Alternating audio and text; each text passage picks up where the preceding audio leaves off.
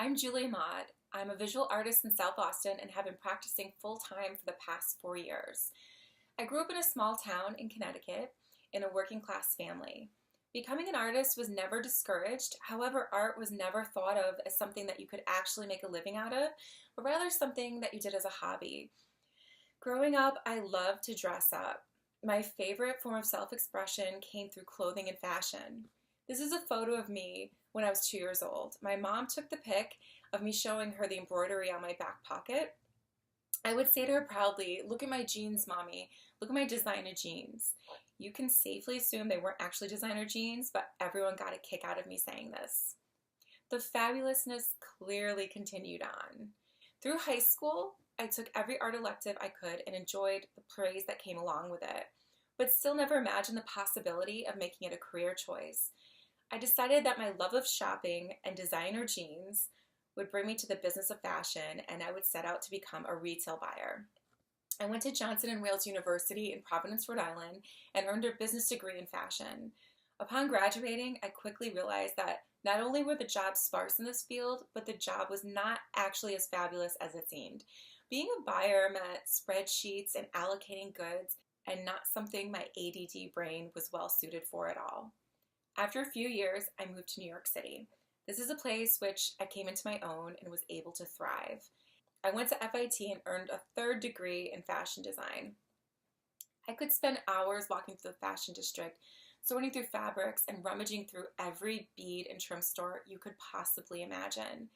I was able to score an apprenticeship with leather designer Carla Dawn Burley, worked with British designer Amanda Wakely for Fashion Week, and eventually landed a job designing for a private label denim house on 7th Ave. Then this guy came along, and he completely swept me off my feet. I met him in Las Vegas on New Year's Eve, and by April of that same year, I subleased my apartment, left my job, and went from Miss to Mrs., and was now a resident of Las Vegas, Nevada. Eventually, as most romance tales go, we got pregnant and then moved to Austin. This is when the magic happened, and I was blessed with this intense, visceral feeling to create and work with my hands. There was some kind of correlation between what was happening internally and my hands being urged to do the same.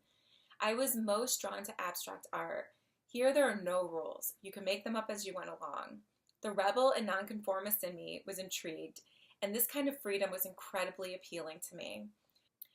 I chose acrylic paint because of its very forgiving qualities, quick drying time, and ease of layering. I started to paint and create art like a mad, hormonal pregnant woman and enrolled myself in the University of YouTube. At last, finally, there was affordable tuition. When my daughter was about 6 months, I decided I wanted to get a handle on the art scene in Austin. I decided that volunteering at a gallery would be a good way to do this and get out of the house. So I found women in their work. This served as a great stepping stone. In 2014, I was selected to participate in the large group fundraiser, the Red Dot Art Spree.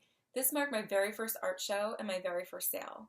Once I got connected with West Elm Austin, this was when things really began to take off for me. I have since done 3 artist walls and participated in numerous pop-up shops in the past few years. In 2016, I was approached by an Australian licensing company and have been working with them for a little over a year and a half.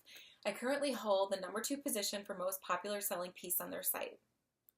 After a few years of painting abstracts, I grew thirsty for more structure and certainty. This drew me to create my It's All Gone to the Dog series. These pieces had a pop art quality to them, combining a flat graphic style with bright colors and occasionally embellished in glitter.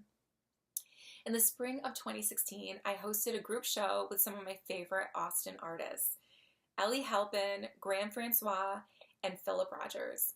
Currently, my latest passion is exploring fluid movement with alcohol inks. I have a show hung at Cafe Josie on West 6th and an artist wall installation at West Elm, Austin on West 5th. Be on the lookout for my next show at Kirby Lane on South Lamar for the month of November and December in 2017 for my second batch of fluid paintings. Thank you so much.